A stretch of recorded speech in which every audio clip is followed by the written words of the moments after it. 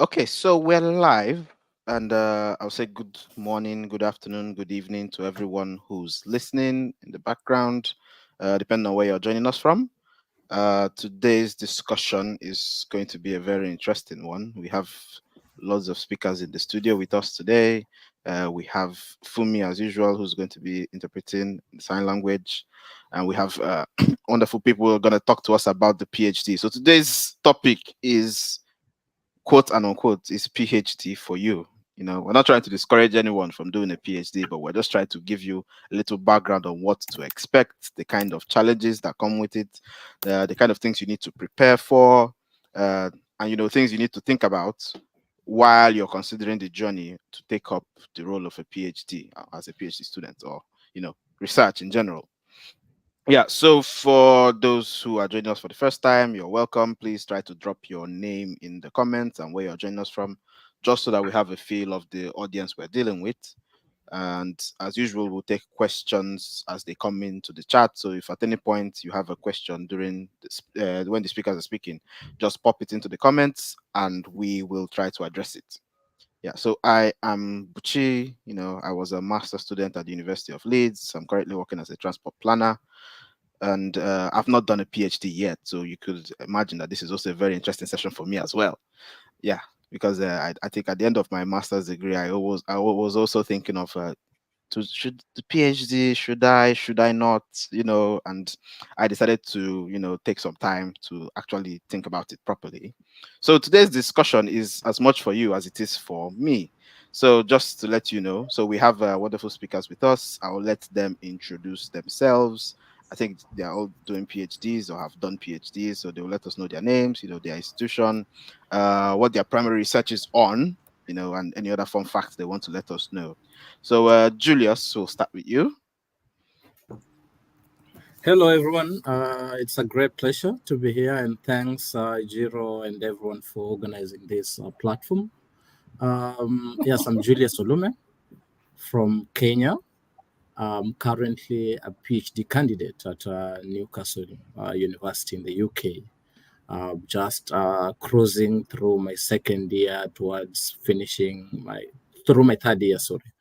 So yeah, I've had the opportunity to get a scholarship twice, both for my master's and my PhD. For the master's scholarship, I got the Chevening Award to study in Newcastle as well. For my PhD, I applied and got the Commonwealth scholarship, which is now funding my studies. My PhD is in entomology and crop protection. So working around use of cultivar mixtures and volatile elicitors in management of crop pests, especially in horticultural production systems for small-scale farmers, with the view of integrating them into IPM or integrated pest management frameworks and policy across developing countries. So I welcome you all. Looking forward to an exciting engagement and a platform that will learn from you as you learn from us as well. So it's really exciting to be here, and welcome. Thank you. Yeah, thank you, Julius. Joanna? Can you hear me? Yes, I can. All right. So, good evening, good afternoon, good morning, everyone. My name is Joanna Ghana or Kolomama. Kolomama used to be my maiden name, but I now go by Ghana. I'm from Nigeria, and I currently am a doctoral student, a second year doctoral student at the School of Law, University of Bradford. So before coming to the UK, I had qualified to practice as a lawyer in Nigeria. So I practiced for some time. Then I secured the Commonwealth Master's Scholarship to do a master's in international human rights law and development in the United Kingdom. And I almost immediately got a PhD scholarship to study at the same university funded by the Commonwealth as well. So my PhD topic revolves around forced migrants. So forced migrants is a very large group, but with PhD you have to pick something small and then expand it. So I'm looking at IDPs. So with forced migrants, you have asylum seekers, you have refugees, you have developmental IDPs, you have the proper IDPs. So I'm looking at the IDPs, that's internally displaced persons, persons who are displaced but have remained in their country, have not crossed an internationally recognized border. But not just IDPs, I'm looking at IDPs who are disabled in the camps. So my work is to see the intersection between law and institution in enforcing their rights. Do they have any rights under the law as it is? And how are institutions and law working to ensure that they are protected? And if any, what are the roles that this institution can do better, can position better to protect these people? So that's just what my PhD is about. You said fun facts. So I have a 1-year-old that keeps me on my toes. Thank you. Yeah, that's good to know. That's good to know. So your PhD is keeping you on your toes, and your 1 year is also keeping you on your toes. So you're getting it from both angles. That's good to know. Yeah. Adewale, over to you. Yes. My name is Adewale Adekola.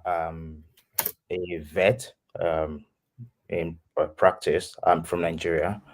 So maybe that explains the doctor, not yet a PhD. But I'm currently rounding up my PhD at the Royal Veterinary College. Prior to my PhD, I used to work in Nigeria. So I had a master's in Nigeria before, did a master's in clinical pathology. Then later got the Commonwealth Shared Scholarship to do another master's, did a master's in public health at the University of Liverpool. I think the whole Ebola crisis got me interested in one else, so I tilted towards public health after that. And after that, I worked briefly with the Nigeria Center for Disease Control before I came in for my PhD.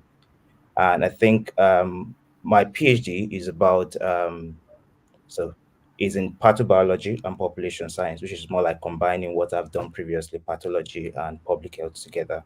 And it's trying to use lab-based research to actually solve some public health problem.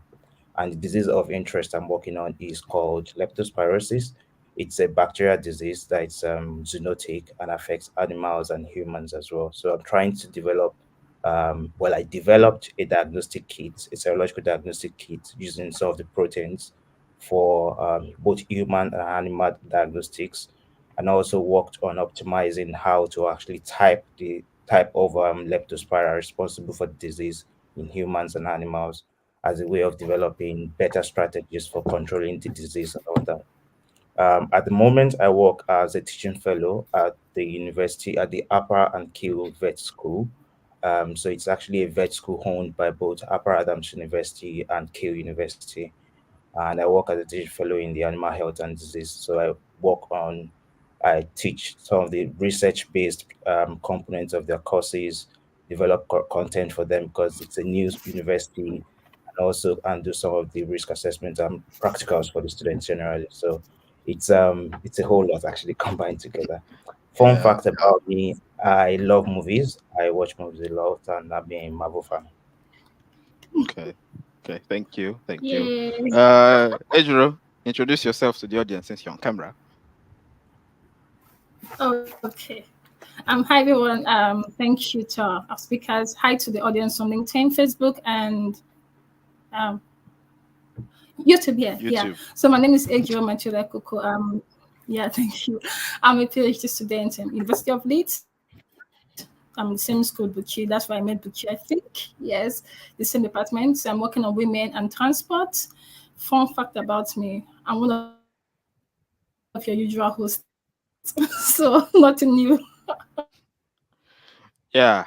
Thank you for that. Thank you for that. Okay, that's me. Yeah, I enjoyed the introductions because when it's always good to have ask a PhD student to introduce themselves because they always find a way to drop an element of their research, and it's always interesting to hear what people are working on and the different kinds of research that's going on out there. And I'm sure our audience also enjoyed that. So we will dive into the discussion properly now. Uh, Feel free to give us as honest answer as you can. I think our audience will benefit from people being brutally honest. Let's paint a very realistic picture of what a PhD entails and things that they need to know just so that if they decide to take up the mantle of doing a PhD, they are well prepared and well informed. And that's the whole purpose of this discussion. Yeah, so just before we continue, I'd just like to let everyone in the audience know that we do host a question and answer session on Sundays. So we'll be having a question and answer session same time tomorrow. And that one is usually generally just Q&As. So whatever kind of questions you have regarding postgraduate studies, scholarships, whether as a student or as an applicant, whatever questions you have or you may have, or maybe you take away after this session and you have questions later on, you can bring them to us on Sunday and we'll try to answer them as much as we can.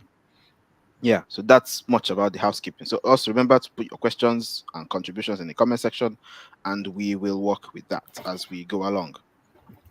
Yeah, is that okay? Yeah, guess that's all right. So the first question that we're going to go with is, it's a simple one. And I'm just going to ask our speakers. I think virtually all of you did a master's degree, and you finished a master's degree, and it sounds like most of you took up a PhD almost immediately. So the question is, why did you take that extra step?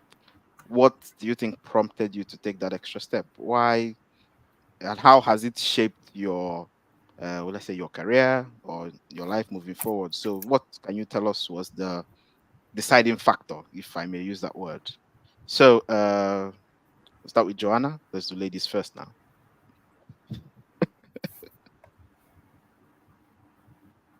Okay, so thank you very much.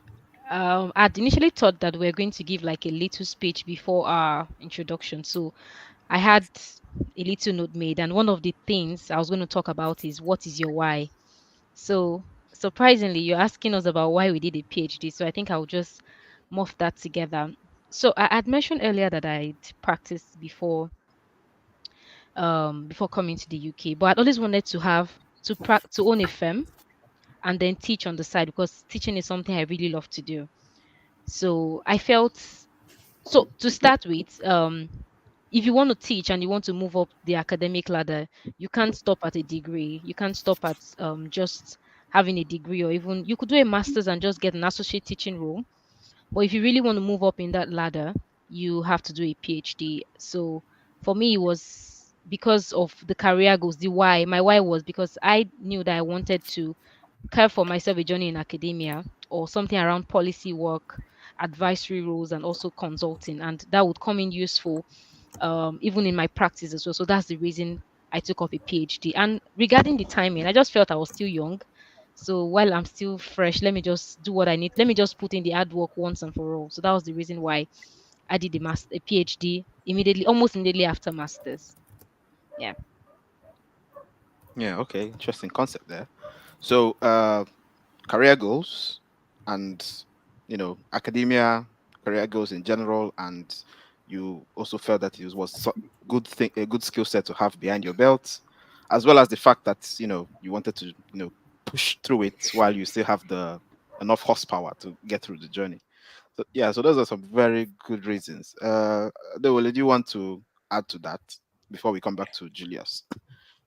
Yeah, so those are really excellent points. I think for me, I trained as a vet for my first degree, and after that, I worked 1 year during my NYC as a clinical vet for 1 year. I enjoyed it, but I think I've always been quite passionate about research. While I was an undergraduate, I was a research assistant on an ecotoxicology project in Zamfara then, so I'd always been interested in research.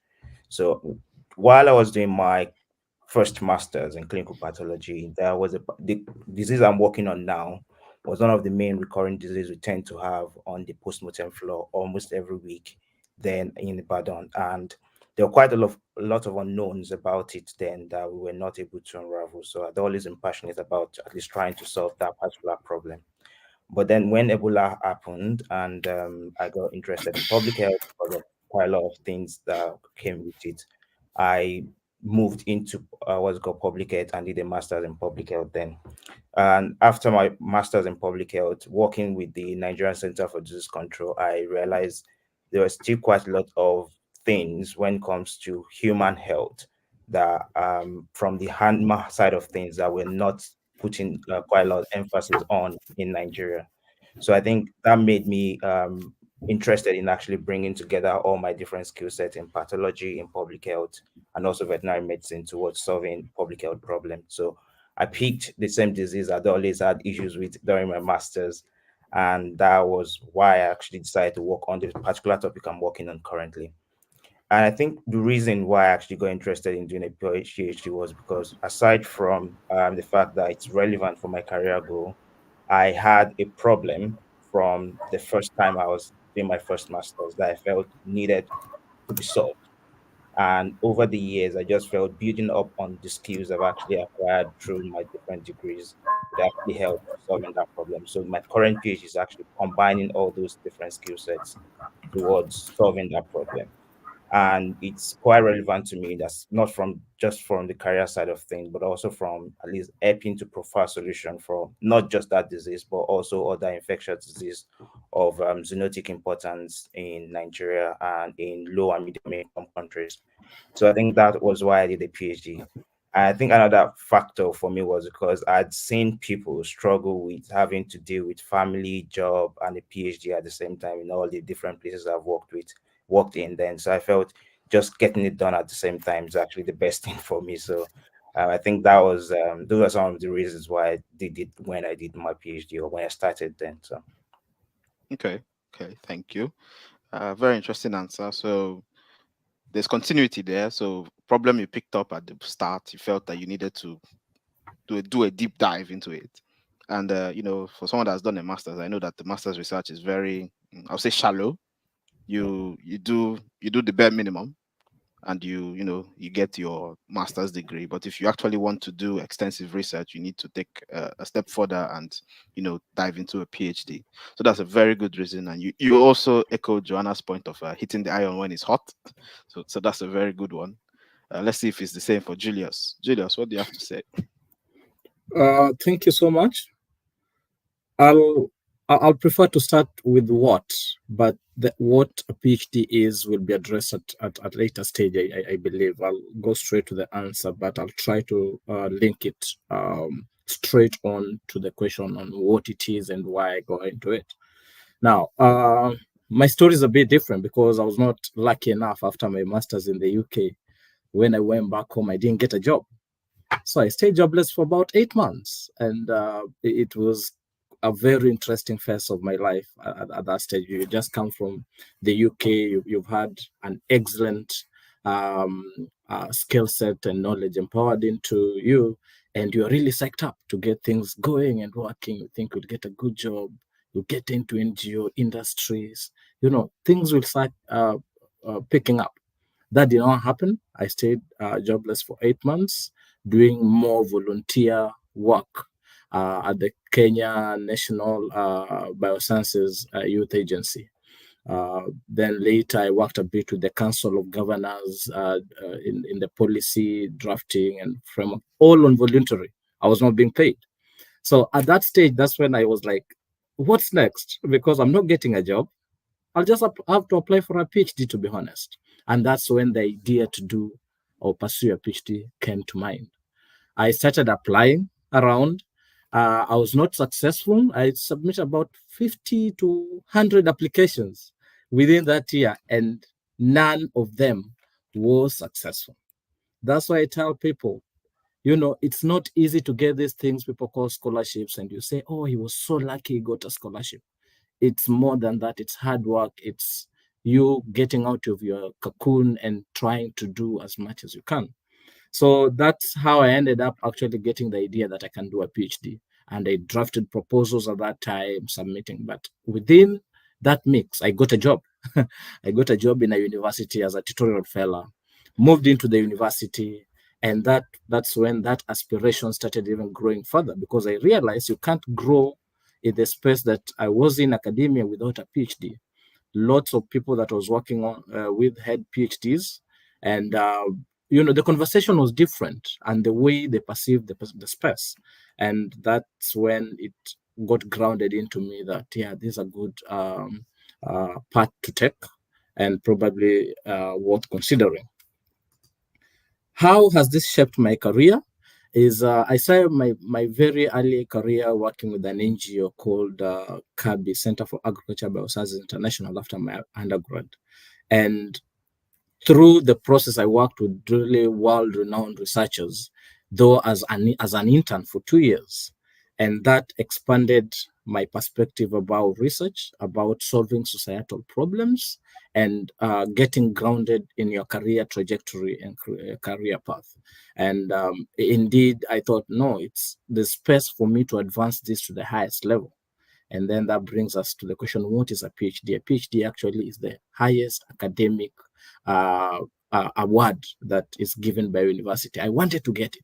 I want to get into research and get those, to that level that you're sure you are good in what you do. You have a voice and command in your field, and you are an expert of sorts. I won't say every PhD is an expert, because in a PhD journey, you come to learn that you know very little of what you know, by the way. You know very, very little of what you know.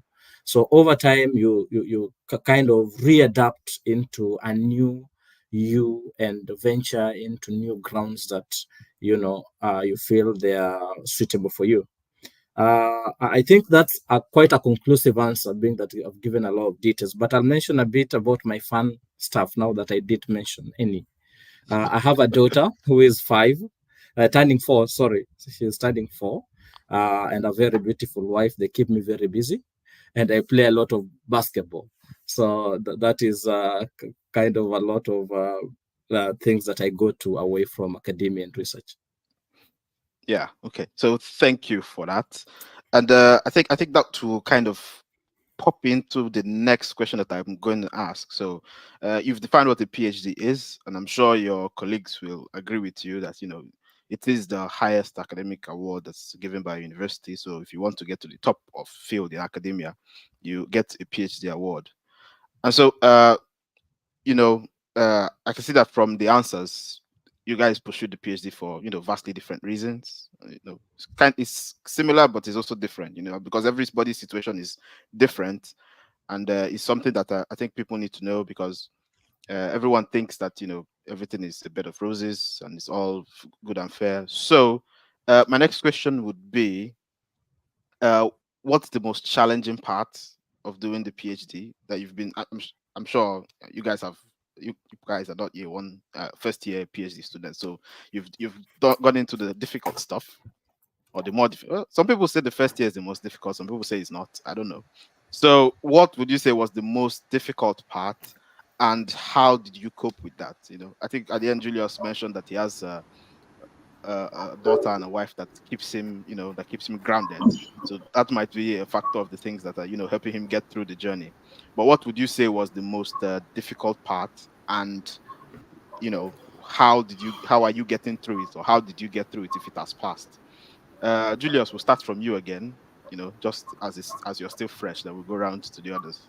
So yeah, I'm not giving you much time to think, but No worries.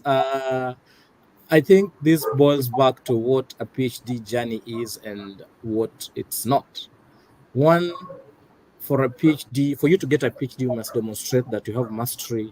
You have mastered specific subject in a very in an in-depth way, and that means it's a long process. It's a long, tedious process, and often has its ups and downs. My biggest challenge, I think, was understanding my PhD topic, because a lot of people, when you meet your supervisor the first time, you throw all these ideas around, and after your first year, that's when you actually start understanding your PhD topic. In the first year, you have a very vague understanding of what you're doing. After your first year, that's when now things start opening up. You start understanding your methodologies. All your objectives are now sort of structured, and you know the direction you're taking. That, for me, took a bit of time.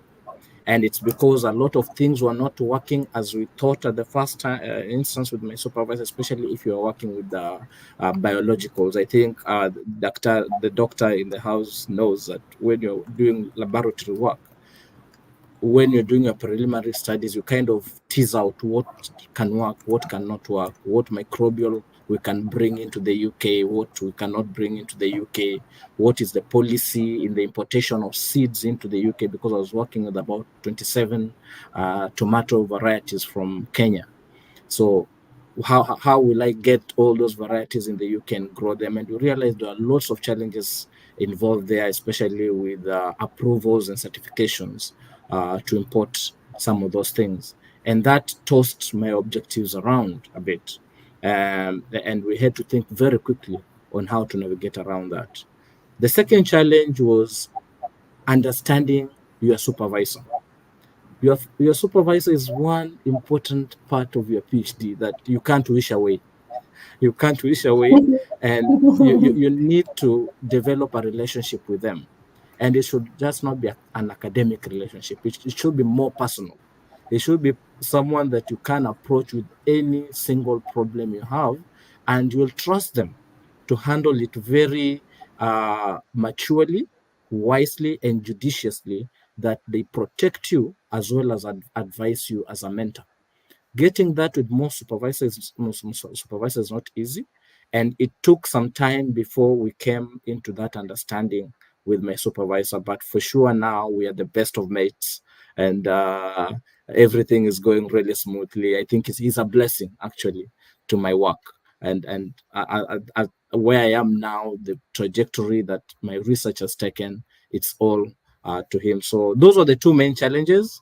I think I'll mention some others as we move along. You know, the talking about things such as how to manage your finances, what happens when you get stuck in your PhD. So those challenges also come up. Yeah. So we will get around to that discussion. Thank you for those two brilliant points. So first year structure, trying to figure out exactly what you're doing can be a major challenge. And your supervisor, creating that relationship that allows you to go to your supervisor, creating an atmosphere of trust. Relationships are not things that just happen, and just because you are assigned a supervisor doesn't necessarily mean that you and this person are going to hit it off, because it takes time to build relationships. Joanna, do you have anything to add? Do you agree? Do you disagree? What's your experience like? Okay, thank you very much for the question. So, I'll say for different years, I had different challenges for different years and still going. So, I'll start with the first year. The first year I wanted to change my topic. So, Julia said something about understanding your topic and all of that. I wanted to change my topic entirely for family reasons, because the initial proposal I submitted required me to travel. And so I'm like, okay, I'm going to have a baby, the logistics of traveling, the finances. I wanted to change the topic. And so when I discussed with my supervisor at the first meeting, she said, oh, if you're changing the topic, I'm not going to supervise you. And then that meant that, she said, oh, you have to speak to your funders because that was what they approved for you. And then if you are changing, so when I spoke to my funders, they said, oh, if you are going to change your topic, it means that you have to start all over again, submitting another proposal, going through, it's like you're applying for another scholarship again, literally. And I'm in the UK, I'm on a visa. So that means that I have to travel. I have to probably leave the UK, depending when they will decide. And a lot of uncertainty about that. So that was the first challenge I had, changing my topic. And so I didn't have a choice. I just had to. I still love the first topic, right? But the reason I wanted to change was that, okay, so I have additional responsibilities and it will come in some other, commitment. So I just felt, okay, let me change it to something different. And if I was going to change, it was going to affect my funding, and also I'm like, okay, I'll just do it. Now I'd agreed to do it. The second thing was, how do I get the funds to execute the project? I mean, I was on a scholarship, but if you're going to go for field work, yes, my funders book your ticket, but the money you spend where you're going, how do I finance that? And you asked a question about how did we overcome the challenge. So I spoke with Ejiro, our beautiful host, and Ejiro was like, oh, you didn't know about this? And then she mentioned a particular grant, and within 2 months I got the grant, and that was how that was sorted. So that was one of the first challenges I had in my first year. The second challenge I had in my second year is similar to what Julius said about understanding your supervisor. Um, Sometimes they are also humans and they also have like their own kind of the way they do their things. And if you're not careful, they usually want you to do it the way that they want. They it's not like they're imposing, but again, because of the Nigerian background I have, you want to just please them. You want to make them happy because a lot of things they decide so many things. So it was very difficult for me to like, this is what I want to do. I'm thinking this your way is good, but what about we do it this way? So it was about understanding my supervisors and also be able to walk around so that I don't spoil the relationship, but also be able to do what I want, right? Because again, it's your research, it's still your PhD is your baby, and it's you are the one that understand the problem you're trying to solve. They're just there to guide you. So I also had to like unlearn some things, like be able to have the difficult conversations with them that, oh, yeah, I appreciate this idea, but this is what I have as well. And another thing I also had was you wanted to do something and then them feeling is not the right time for you to do it. So that was also another thing I had to manage in my first year. Just say, okay, you know what, I'll just leave this for now. When she feels like I can do it, then I'll do it. So that's for the first year. The second year,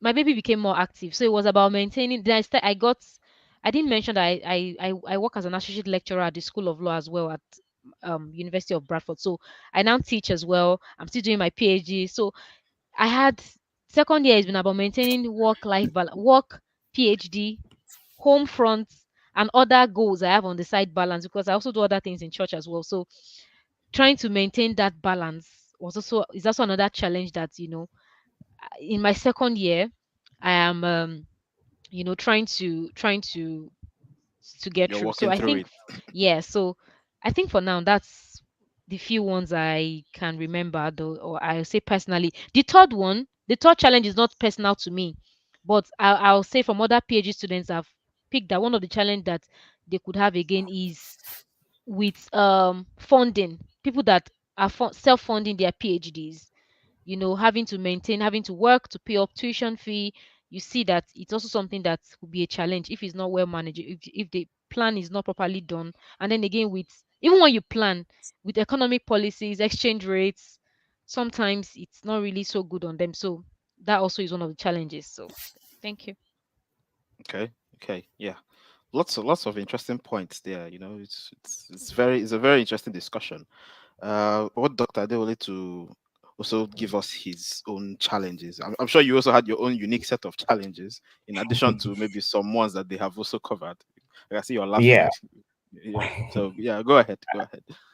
I think one of the things, okay, when Ejiro actually we discussed about this topic, I think one of the main reasons why I actually got interested in being a part of this panel was because um I think what people need to understand is if you want to do a PhD, you need to really be passionate about the topic you're interested in to start with, because you really you really need to have like a very strong reason why you want to do the PhD, because a PhD would test every part of your being, like to really shake a whole lot of things about you.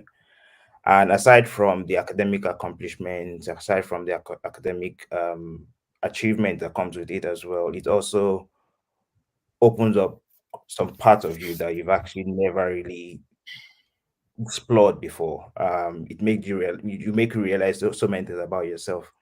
One of the things that tends to happen as internationals coming for a PhD in the UK is navigating the dynamics of being an immigrant, the paperwork's involved, and also, especially when you get into a PhD level, you probably have a family as well. So having to balance family, having to balance finances, having to balance your academics, and also thinking long term in terms of career prospects and all those kind of things. So I think all of that combined makes it quite difficult and different for an international student doing a PhD compared to what other people would have to deal with, especially home students who don't have to consider some of those other things.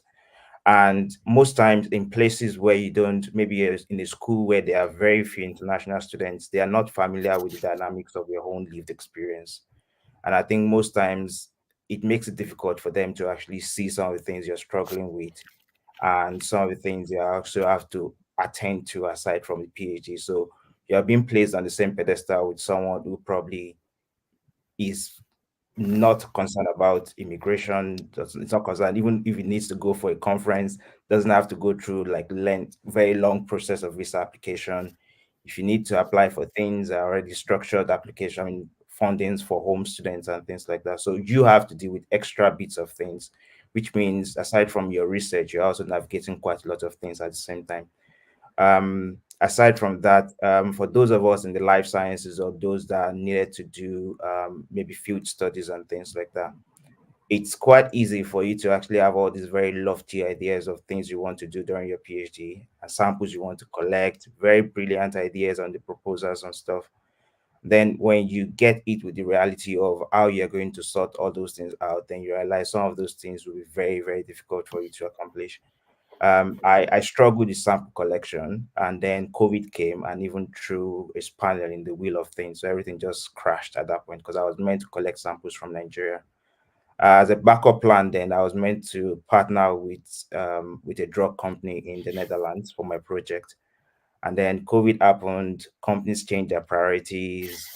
I couldn't travel to Nigeria to collect samples. um, Policies became more stringent with moving biologicals across borders and things like that. So everything from the home front crashed. Even the backup plan I had also crashed at that time. So I was now left with the option of what am I going to do at that point? And there's no way I can change my topic at that point. It was not possible. So I had to start finding ways of actually tweaking everything I had to do. And I think another thing that really helped me at that situation was um, having a very good relationship with the supervisor, having very good relationship with people around you as well, being able to actually think and re-strategize at that point, because that means I had to change a whole lot of things about my project and still maintain the focus of what was in my initial proposal. So I changed where my samples were coming from. I was able to do some other analysis that I was able to use to convince other people and partner with clinics in the UK to actually get samples instead of having to wait for the Nigerian front. So all of those things actually really can actually affect you, because when you're stuck in your second year after your first year, stuck in a situation where you can't move forward, you can't do anything, and COVID had actually made you maybe even close a whole lot of chapters on your project because you can't even do anything. You have very limited access to the lab and things like that. And it's being resilient actually is actually understanding the fact that you actually have to get things done and being able to think in terms of other ways to actually solve your problem. So that's another thing. And while you're doing that as well, I think there's this thing when you are coming from a different system where you're extrapolating the way PhD works in your country with the way it works in the UK. I think learning to be assertive as well also helps, because it's your PhD. You also need to actually make a stand at some point, because if you're not careful, you realize that you're discussing with your supervisor who probably have the very right intentions why they're making some of those suggestions, but you don't understand the dynamic of your own funding, especially when they've probably never dealt with such situations before in the past. Your own funding, your own peculiarities as well. So I think those are some of the things that needs to be that actually could be major problems during the PhD. Finances could be a major one, just like Joanna said. It could be a major issue because you're trying to stick to what was in your original proposal, and also if you can't, if you need extra funding, how are you going to assess those things, and all that. And then family as well could be a major one. When you have family, it changes the dynamics of everything for you, especially when you don't have access to childcare and things and all that things like that. So having to navigate, having sorting out childcare, especially if your spouse works full time, childcare with your PhD. A very funny experience I had was when I was child minding and writing my script, and my daughter accidentally touched my keyboard, and for almost 2 hours I was wondering why the code was not working. So I think all of those things can actually affect you, and those are some of the things that you have to deal with as well. But it's being able to actually understand that it's part of a process, and you need to actually really know why you're doing the PhD, because those are things that will keep you going when those trying times comes. Really. Okay, thank you. Very important, very interesting insights there. I can see a very big mix of a lot of things. It looks like this conversation could go on and on. So I would just throw in my last question so that we can take questions from the audience. Feel free to be as brief as possible if you want to. It's still hinged on some of the things you mentioned. So this question is, I don't know if it's the right question to ask, but let's see. Would you say that doing a PhD, having your research being based on your home country is a major factor to be considered? Does it help in any way? That's choosing a topic that's based on your own local realities, probably as an international student. And does the funding also, will you also consider funding like a major deal breaker of whether or not to do a PhD or how to go about doing a PhD? Yeah, I don't know. The question seems a little bit vague, but I trust that you guys understand where I'm coming from. So, otherwise, let's just continue from where you stopped. Yeah. I think with the area of basing your project on your home country, it depends, to be honest. Actually, it depends on the type of funding you're trying to access, and I think that's one of the major problems people tend to actually face when they're applying for maybe a funding like the Commonwealth PhD funding, and you're basing everything on maybe the UK, whereas the core thing you need to understand is the focus of the funding in the first place is actually meant to develop the Commonwealth nations. So if you're coming from Nigeria, then the nominating agency, maybe if you're being nominated by the FSB, which is the Federal Scholarship Board in Nigeria, then the focus should actually be more of topics that are relevant to the Nigerian socioeconomic status or to the Nigerian context as well. So you having a proposal for maybe nuclear physics or nuclear something or something far removed from the realities in Nigeria, which is not a primary focus at that time, it might actually not make it easy for you to get that funding. So that means tailoring your topic to actually suit the one, maybe the funding, developmental focus for your country, and also your own country context actually is a primary consideration. However, while those are very excellent plan, I think my own experience has taught me it's always good for you to have a backup plan. So in case it doesn't work, you should have a topic that is quite flexible and easy for you to actually bend it. Even if you can't access samples from your country, you can still the impact of what you're going to get at the end of the day should still be relevant to your home country, because the logistics of getting samples from different places could be very, very tricky, especially when you're dealing with pathogens with maybe zoonotic importance or public health or global health importance. And also, other things could be things like if you also need to go for a field trip, it's easy for you to submit application for HCO approval in your university and get it approved in some days. If you have to deal with the system in some countries like Nigeria, for instance, it might take longer. And all of those things could be really, really frustrating, especially when those things change with the face of your project. So I think it's understanding all of that. So it's not absolute that you have to pick a topic that will rely on you using samples from your country, but being able to actually align the focus of the project, that even if you're not using samples from your country, you can still, the final output, the research insight will still be relevant to your home country. And also the other fundings that are provided by other places that don't really need you to actually make it about your own local environment. So those are some of the things you have to consider. But if your funding relies, or if the funding you're applying for relies on you contextualizing your research insight or research to actually your own local country, then that means that's what you should focus on. Have I answered the question, or is there anything Yeah, you... wonderful answer. Thank you. Yeah. I'll just ask Julius if he agrees or if he has anything to add. I do agree with all the points Doc has just mentioned there. I'll add a few.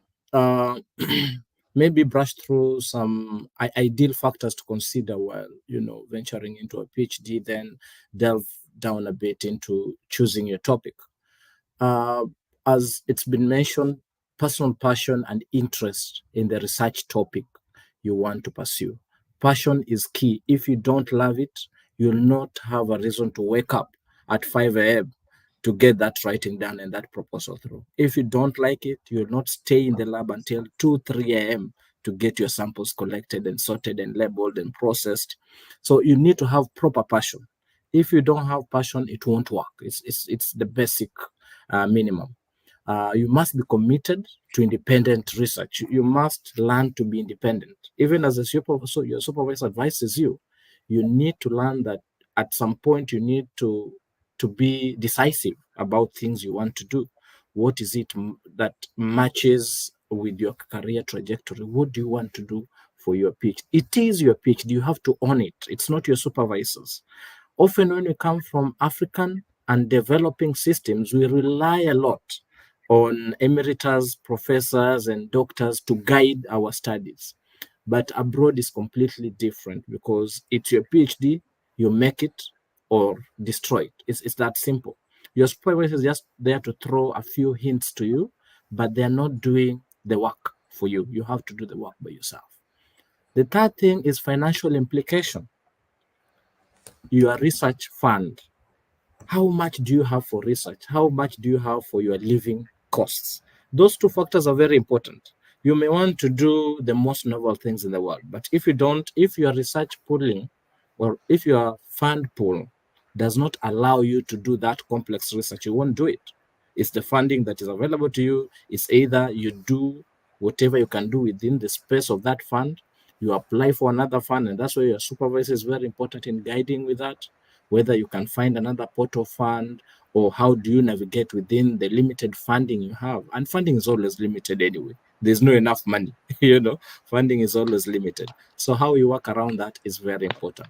Your stipend and living costs. You need to get a funding mechanism. If you're funding yourself, I can tell you for sure, PhD is a very expensive affair. You may end up in a very serious debt, by the way.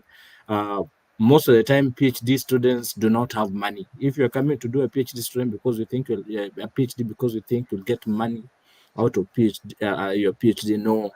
A PhD student does not have money. They're one of the brokest people, in the UK, because the funding is limited. If you're a family, it complicates the entire scenario. Conferences and publishing, those are very expensive affairs as well. How you fund that, you need to consider it within your funding pool.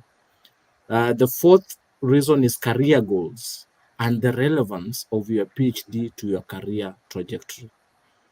If you want to remain in research, if you want to work in industry, then how do you choose a topic that will settle you into that area? And that's very important.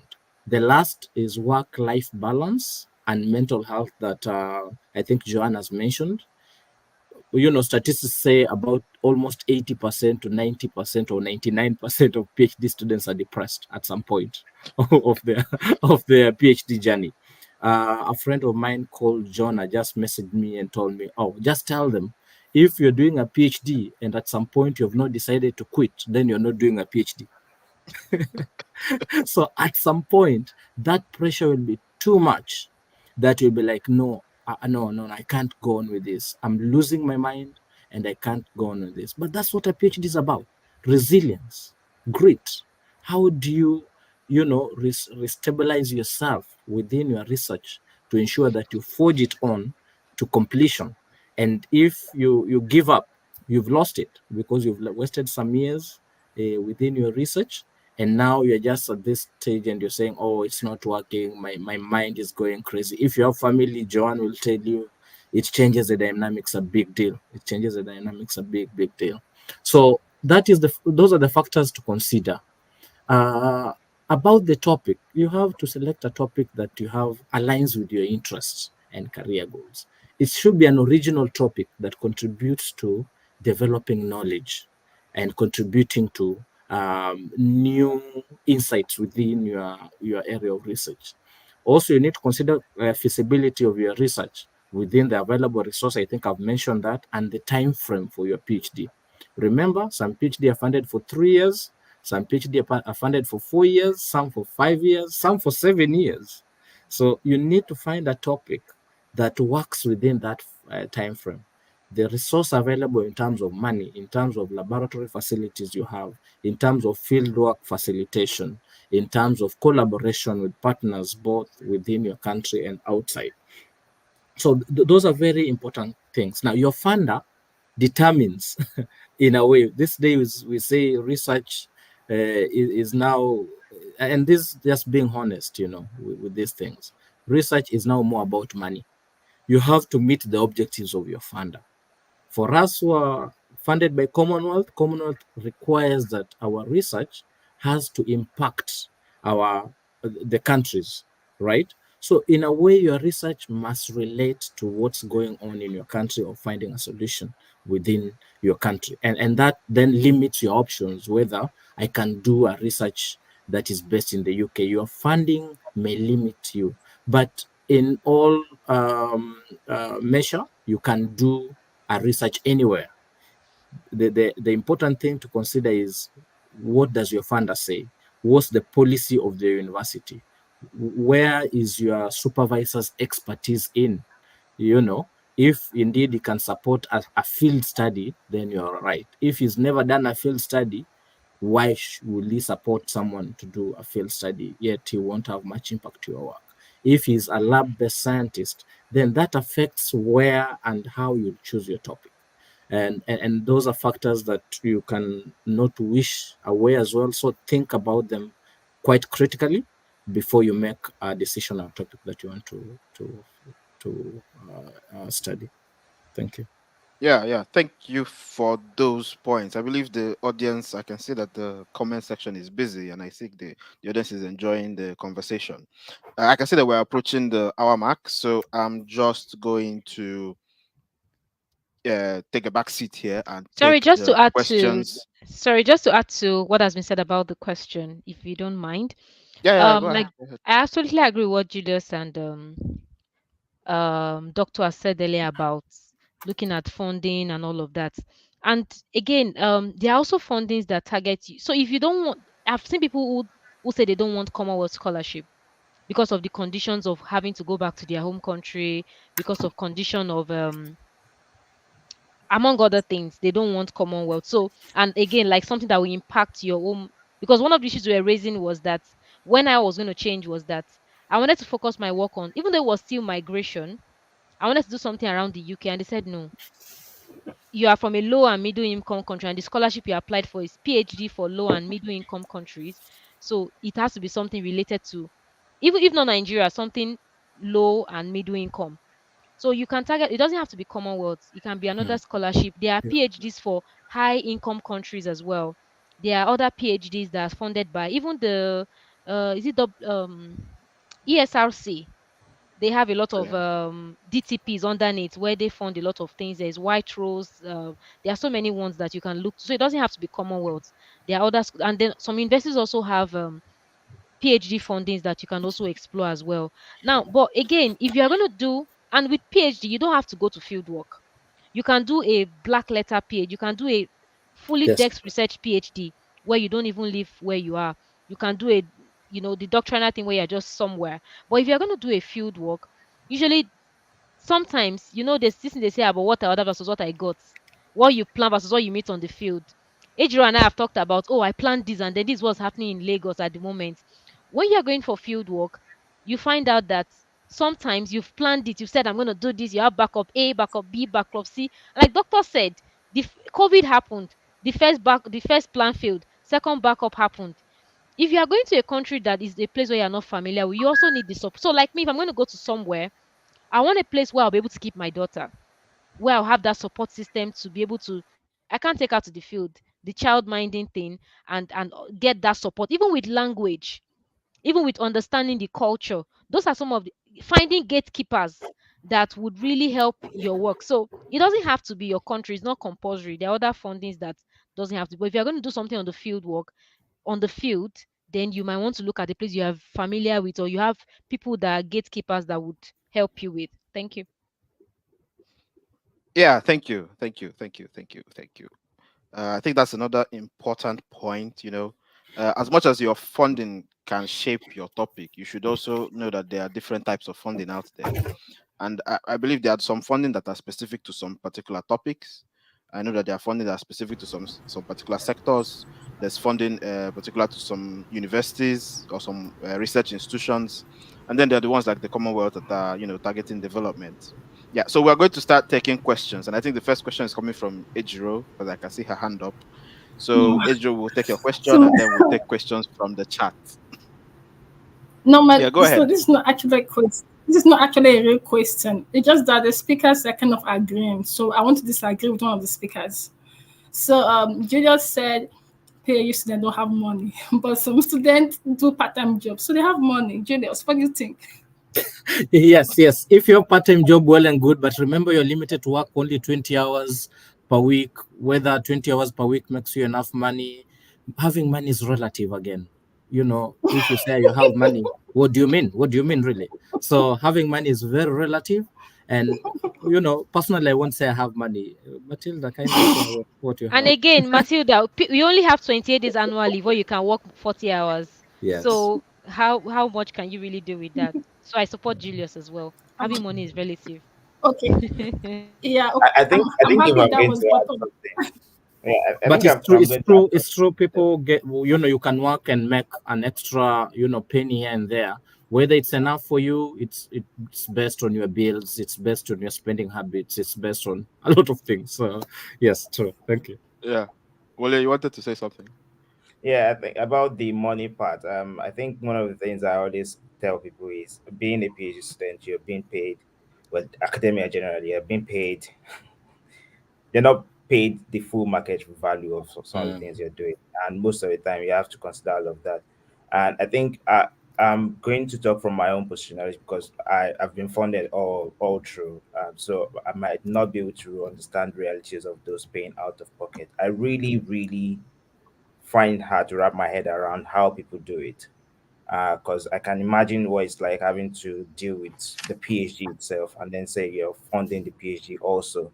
So for those doing that, I'd really commend them. But I think what I would just advise people is before you start a PhD, I know people have different motivations for doing a PhD, but if you want to pay out of pocket, maybe for the first year and see if you get funding the next year, ensure you have a strategic plan of how you're going to fund things subsequently, because it's going to be really difficult having to combine your research, the expectations, and all of that with also sourcing for fund, and with the current cost of living crisis and all of that. So I think just as a side part also, people should consider all of that first before saying they want to self-fund a PhD and come to or travel to any country to start a PhD. It's a lot to deal with doing a PhD. Then having the financial constraints as well might be too much. So just have a very good plan before you start it.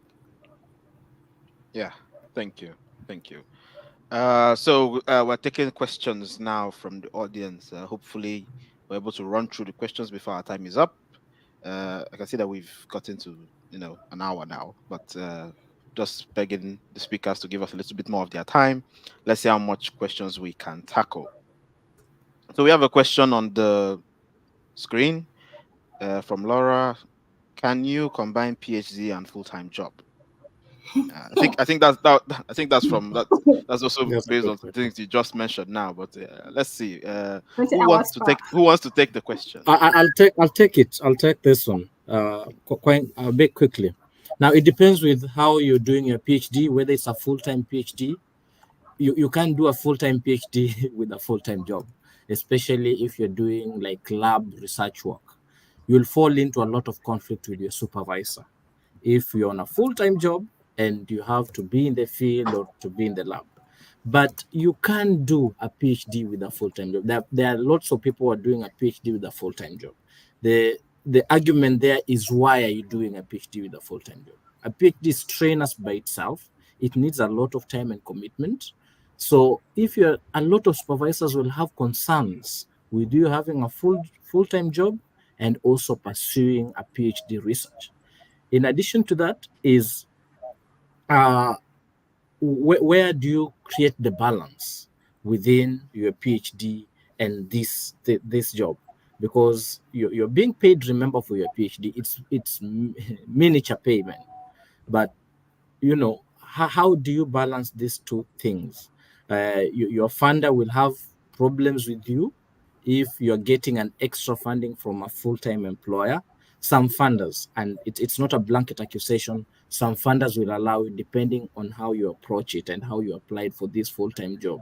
If you're working remotely, let's say for your company back home, and you're just working on consultancy basis, you can still work full time as you pursue your PhD.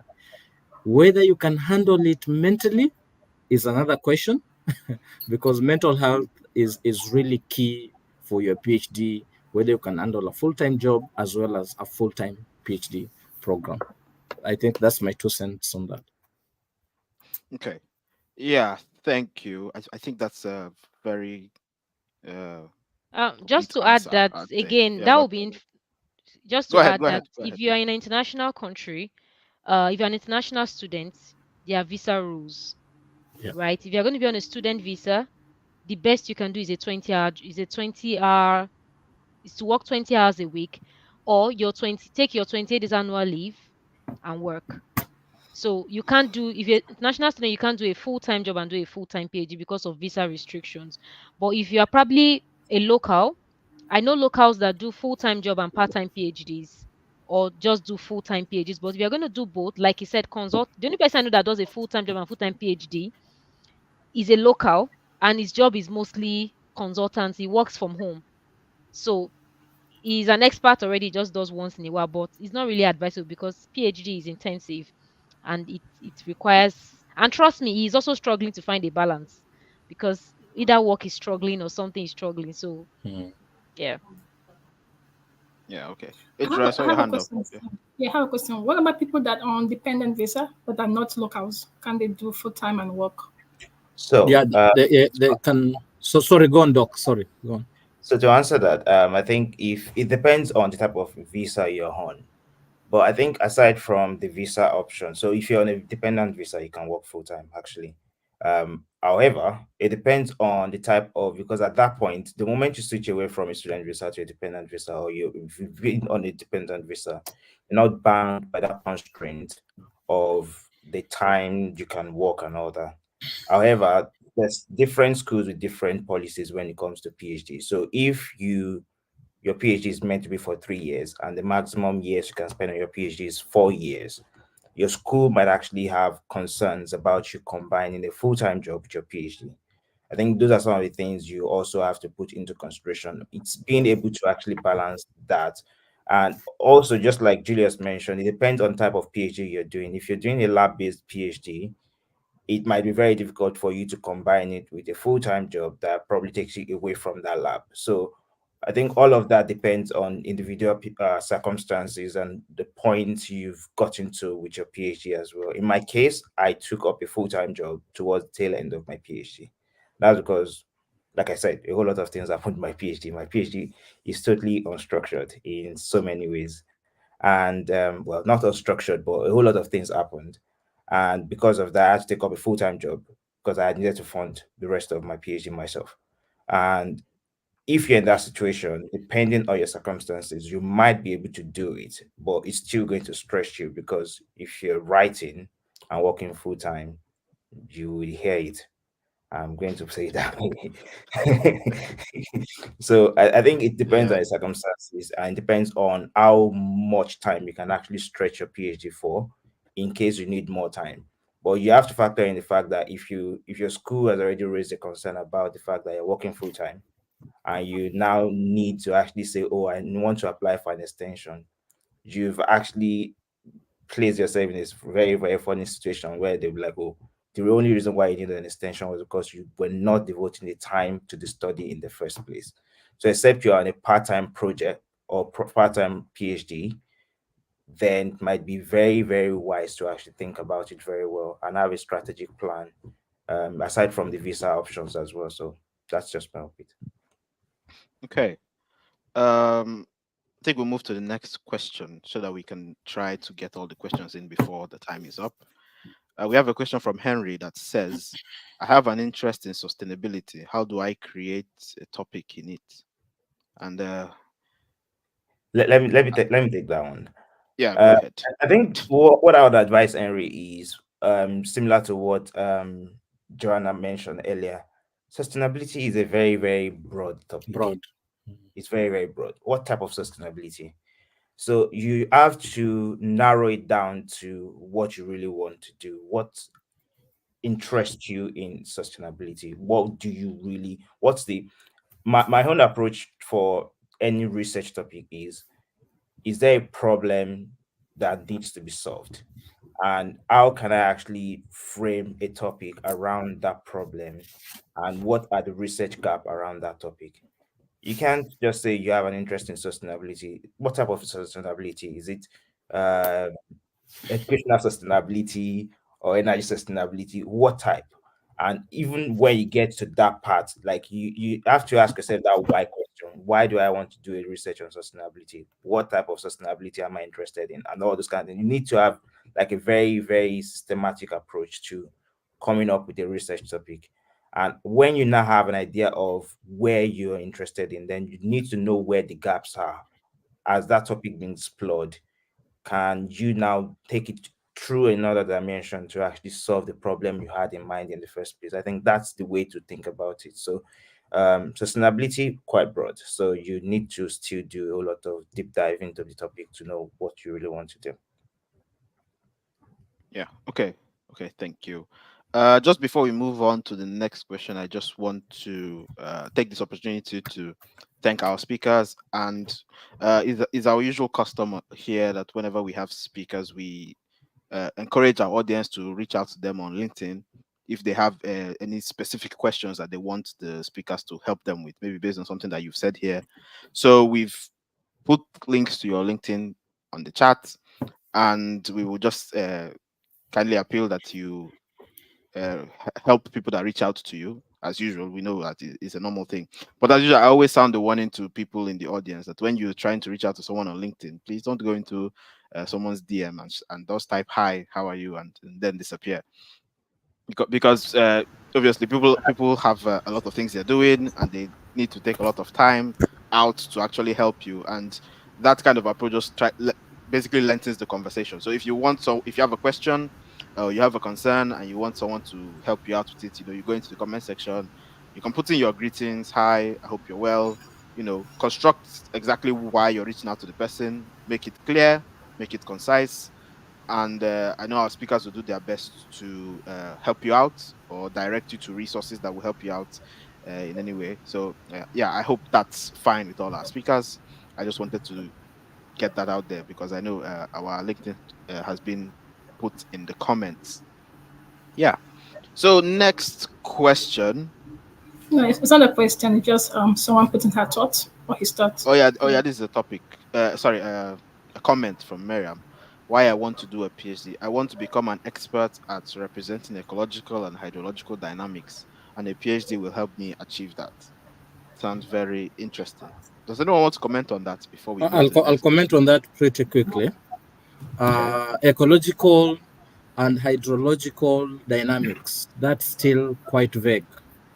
I'll be honest, like he needs to bring it down into a problem and a solution, as Doc has mentioned. So far, he's just mentioning concepts, ecological concepts and hydrology, but he's not identified a problem in ecology. So until she identifies a problem in ecology, go to literature, look at the gaps in the area, then develop a solution. Then she'll be able to find her objectives within that topic. But as it is, and the way she has explained it, it's really difficult for her to coin a topic out of that. I'm open to discuss this further with her. She can send me a message on LinkedIn, and we can touch base on how to come up with a good topic and how to ask yourself those difficult questions. Yeah, thank you for that. Thank you for that. It's always, I think it's always the thing with research that you have to I think the way my supervisor put it when I was doing my master's is you have to find a focus, and you have to find a way to walk around your focus. And you start broad, and then you drill down and drill down and drill down until you're sure of exactly what you want to do. And when you have a vision, he said, is when you can visualize the kind of output you want to get out of your research. That's when you've gotten to the point where you know exactly what you want to do, when you can have an idea of what kind of output is going to come out. So I think that's one thing I learned from my master's degree. Yeah. So the next question is, okay, I think this question came when Joanna gave the example of getting a grant. So please, what is the name of the grant you got? So I think people are thinking forward and they Okay. want to get as much information out of this session as possible. All right. So the grant is not a standalone grant actually. It comes with the scholarship, but you need to apply for it. So I didn't know I was supposed to apply, right? So it's not a standalone grant. It's not a grant that is it's a grant that you get because of the mother grant. So it's But under I the didn't know you're Commonwealth supposed. So scholarship. it's like it's under the Commonwealth PhD, yeah, scholarship, yes. Oh, okay, okay, okay. Maybe just to add on that, also PhD, and I believe the audience here don't are not only interested in studying the UK. So there are lots of other fundings that you can venture into, and they have really good research grants with them. There's even DAD in Germany that a lot of people, use it to pursue their PhD studies. There's 𝐒𝐚𝐿 scholarship. The US has really decent PhD scholarships, and they're funded for a long time. So don't constrain yourself to Commonwealth. Though Commonwealth is a good one. I've loved my time in the UK, and their funding is really stable. So try to look at what country you're really interested in. Look at the conditions of getting a PhD in that country. Are you required to publish? How long is a PhD in that country? Like in the UK, I think it's 3 years. For me, I have a funding for 3 years, though you can apply for extension for 4 years. It depends. The PhD can be 3 to 7 years. It depends, and how your funding will work around that. So those are the questions that you need to keep you asking yourself when you're thinking about grants and funding for your PhD. Okay, thank you. Think follow-up question. Okay, no, it's a question from Miriam again. How do you cope with the fear of finishing with a positive evaluation in the first year, especially when you don't understand the topic? I think this is based on the fact that I think when Julius started, he said that one of the major challenges is that in the first year you're not really sure of what you're doing until towards the tail end. I think Joanna echoed that as well. So I think this is a legitimate concern. So what do you guys have to say to that? Who wants to jump on Uh, that one? Okay. Maybe one Uh, sentence, because I mentioned the challenge with understanding my topic. At the end of my first year, during my first panel review, I didn't know a thing about my PhD study. That's the reality.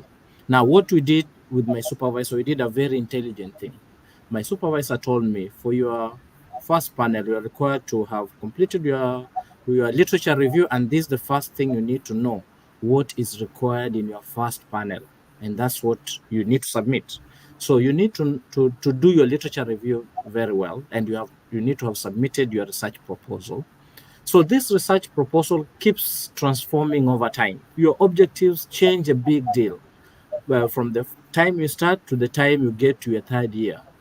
Don't be too harsh and tight on yourself that my objectives are not as clear.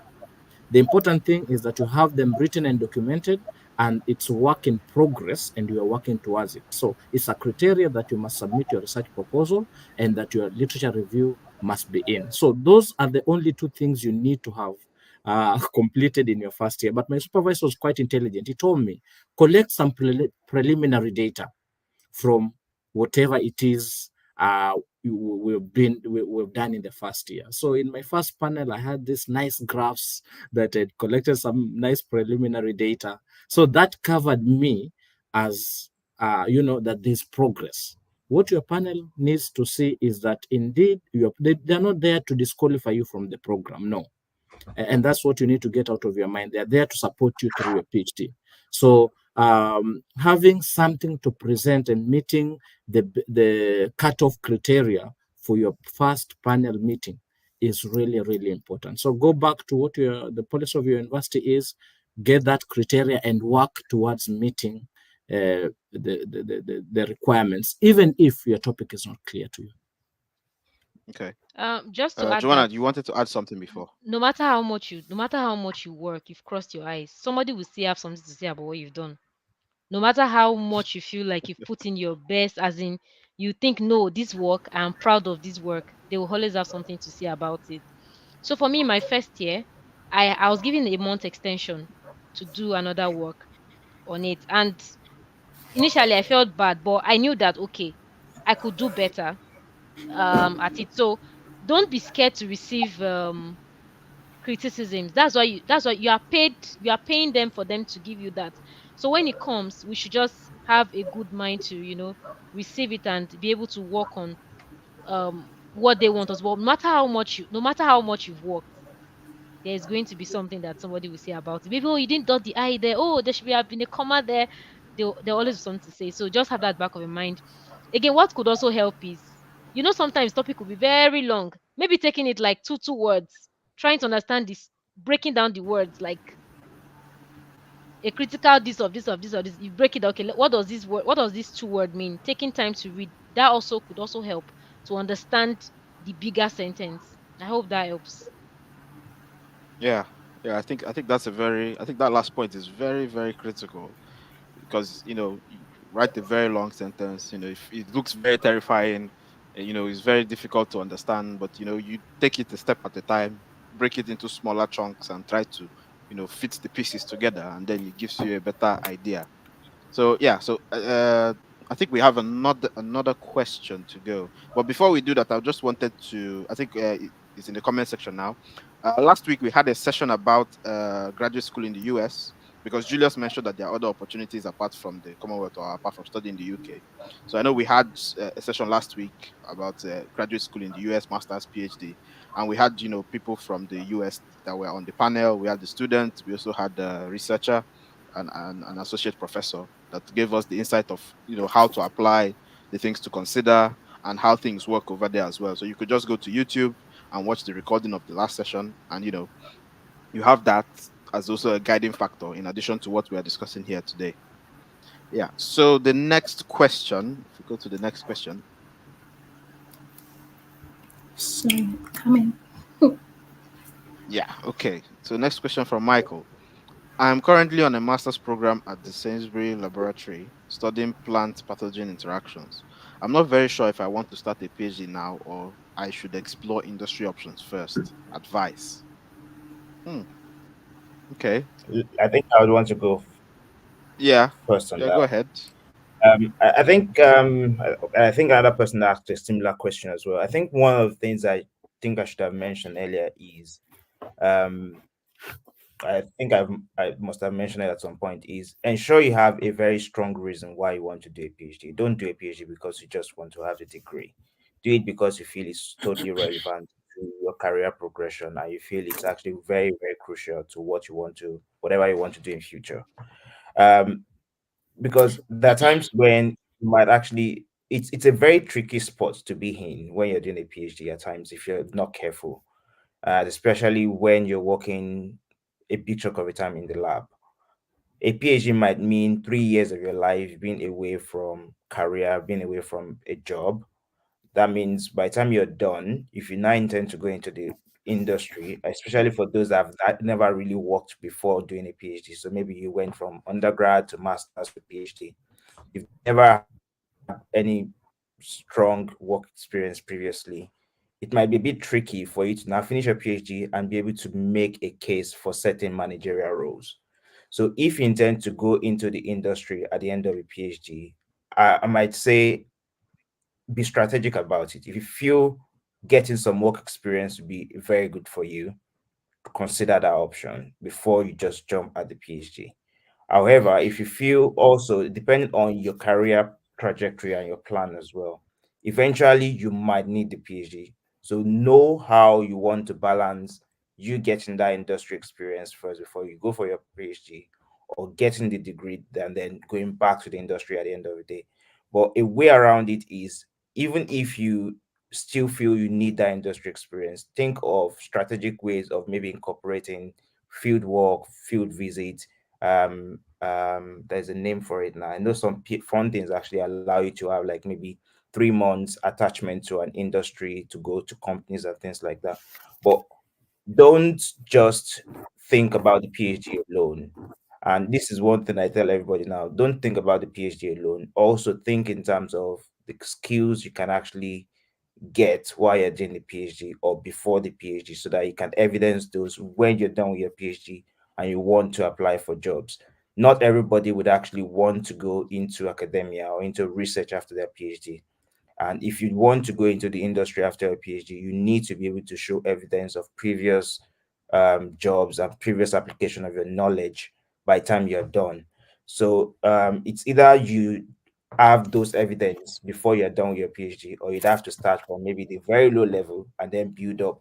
But it'd be very difficult for you to make a case for a top managerial role after a PhD if you've never really had any previous experience. So it's a balance of knowing what entails in your field and what are the important things that would be crucial to you in terms of your career progression at the end of the day. Industry experience is very, very great. Think about it very well and just be strategic about how you go about it, really. Yeah, I think that's a very succinct answer, because it's about striking a balance here, and it's also about understanding the trends in the industry that you're talking about.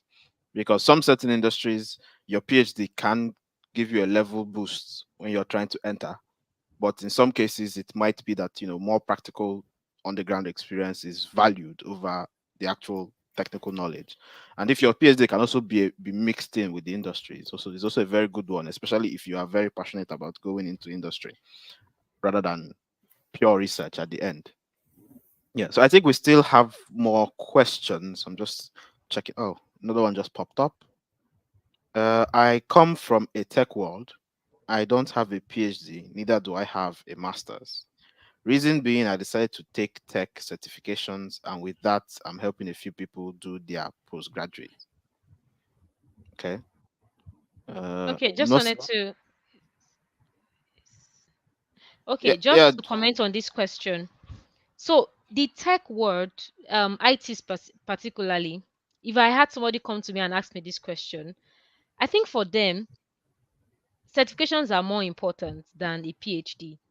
And even if they're going to do a PhD, maybe a part-time PhD would be better because of the fluid nature of, the way things are just moving. And today you have certification on IoT, on this one, on anti-money laundering, different cyber security, different things. So I think for someone that is in the IT world, maybe a part-time PhD will pay you better than doing a full-time PhD because the certifications are also something that are things that you need to keep doing because that's one of the areas that is one IT is one field that with a, certifications pay you better than a PhD. Like if you see what I mean, it gives you a better boost than a PhD in the real sense. So in this case, I'll say keep doing what you're doing, and if you see a part-time PhD, please do, but keep doing your certifications and keep helping other people as well. Just to add to that, just a quick one, because Laura is someone I'm familiar with. Welcome, Laura, and thanks for joining. So maybe just to add on to that question, there are different reasons. Again, go back to the reason as to why you want to do your PhD. There are different career pathways that you can take, uh, alternative paths that you can take to gain whatever expertise you need in your field. You don't need a PhD essentially. And I always say a PhD is not for everybody, you know. So don't think you must do a PhD to get to the highest level of expertise in your field. There are, as you say, there are various professional certifications that you can do. Practical experience. A lot of people now get into managerial positions just by starting small and growing up the managerial ladder. And you know, certifications come in later. It's because they have acquired that experience to be in that field and they have the relevant expertise. So a PhD doesn't guarantee expertise. It's just an academic qualification. So if you want to be an expert in your field, and especially IT, I'll advise that focus more on your professional certification, because that will help you better than a PhD study in my view.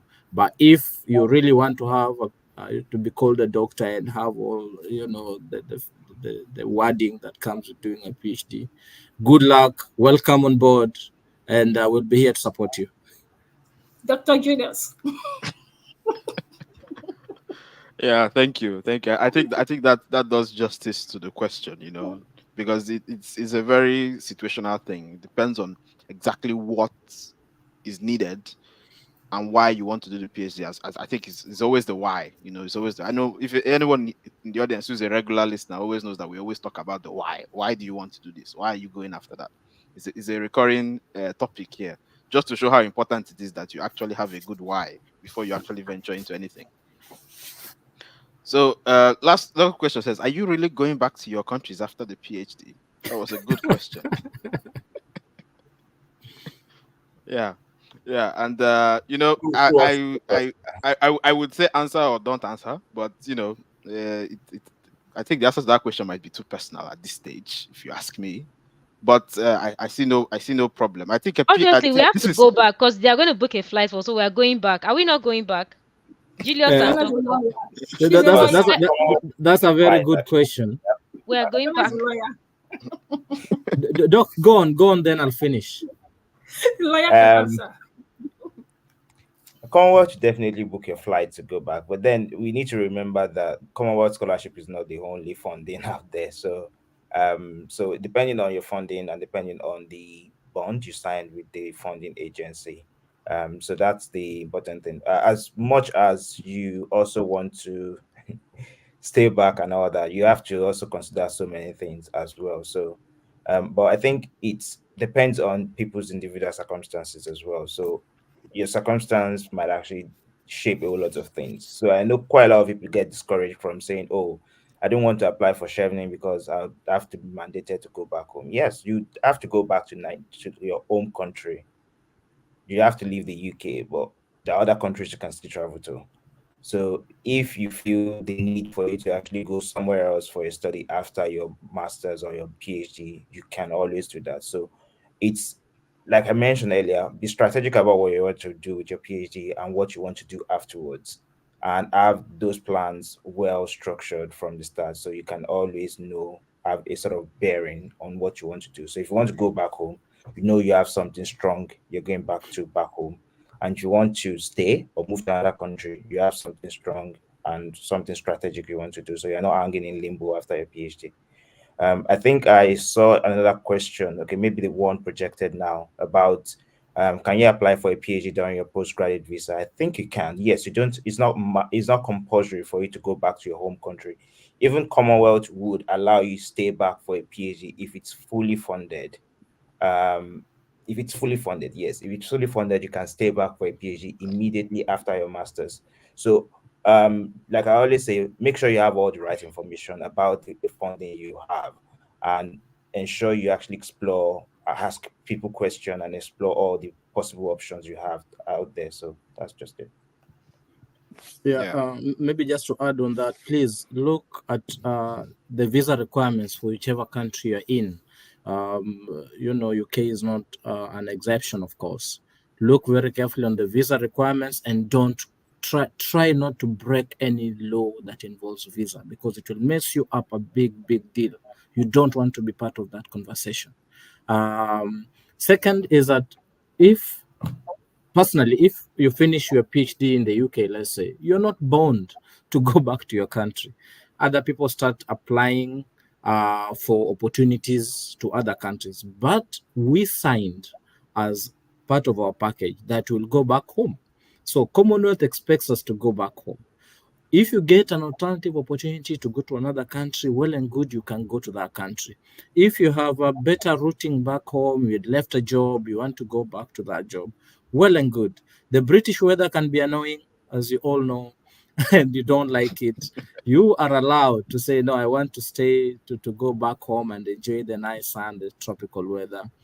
It's all dependent. That's my point. But whether one is going back home or one is not going back home is dependent on their circumstance. Some people stay in the UK and all of a sudden you apply for a green card, you are accepted, and you go to the US.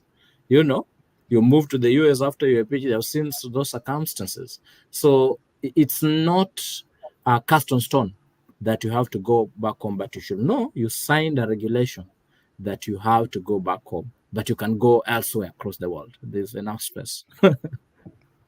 Yeah, I think the way I always put it for people is it's not a jail term.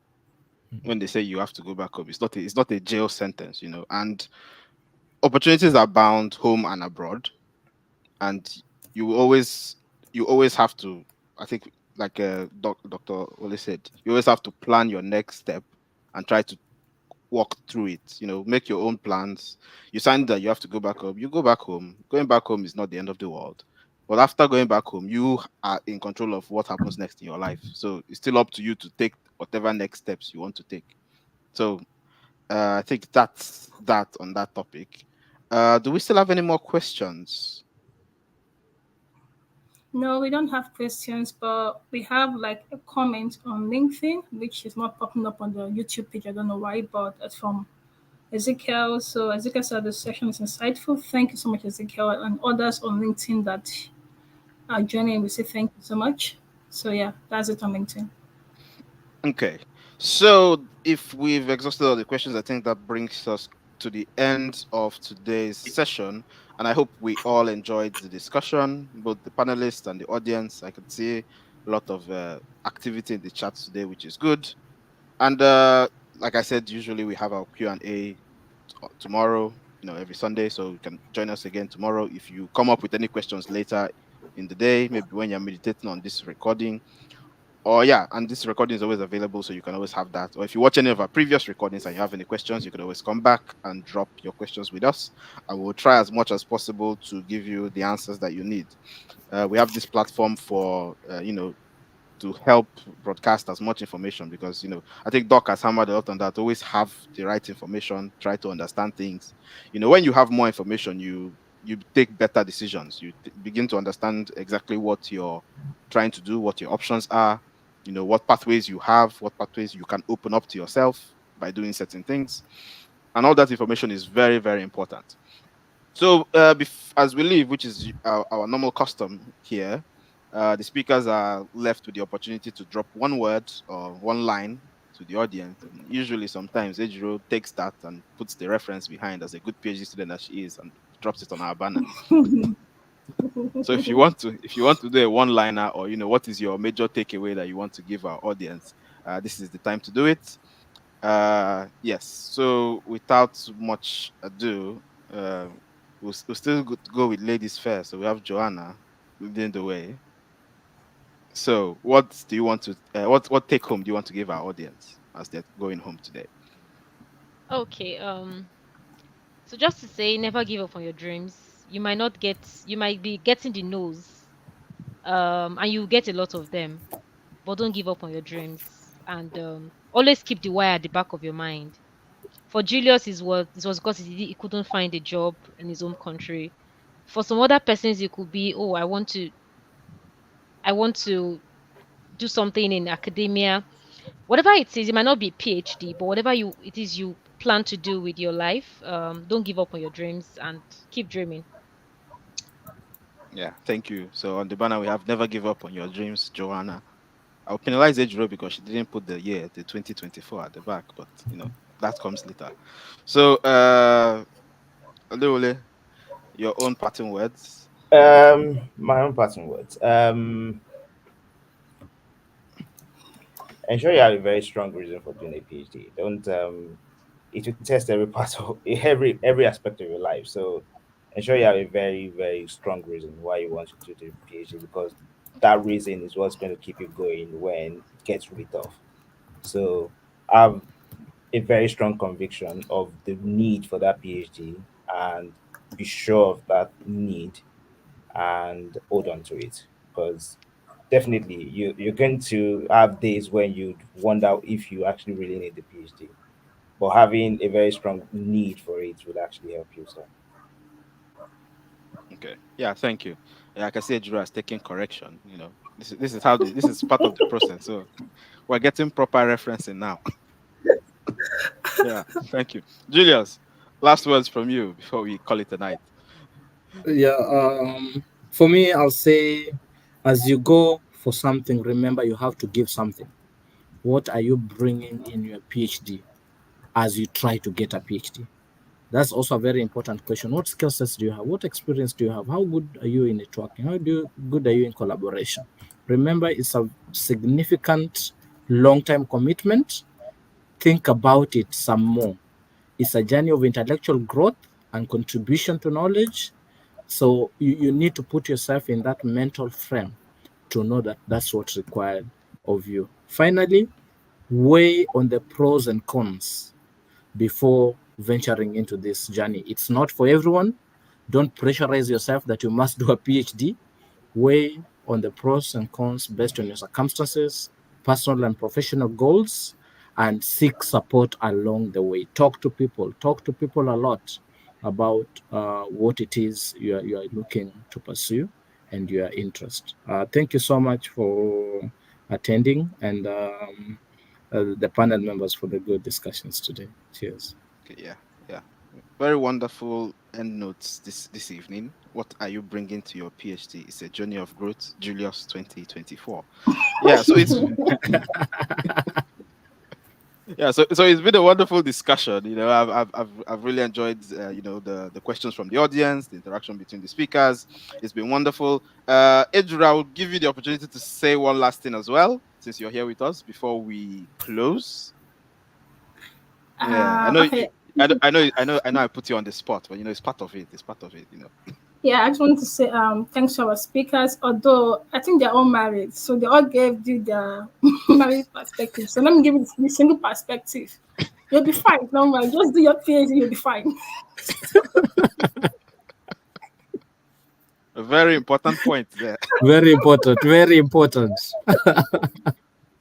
Yeah. So for single people, Ejiro wants you to can make also it do it. inclusive. You can always do it. Ejiro wants to make it inclusive. Yeah, she's always looking out for the people that are not represented, which is she's very good. Yeah, so single people, a PhD is also for you. It's not just for the married people with kids. You can also do it. Yeah, we have a lot of support from friends and family. Yeah. So Thank you. Yeah, so it's been a wonderful discussion, and I've enjoyed the evening, and I think we've spent a lot of time. As usual, the recording will be available on YouTube as well as other recordings that we've done in the past. Try as much as possible, just scroll through the YouTube channel, see if what you're looking for is there, go through the recordings, a lot of information there. This one will also be available as usual. If you ever want to come back to watch the recording again, it will always be there for you. And I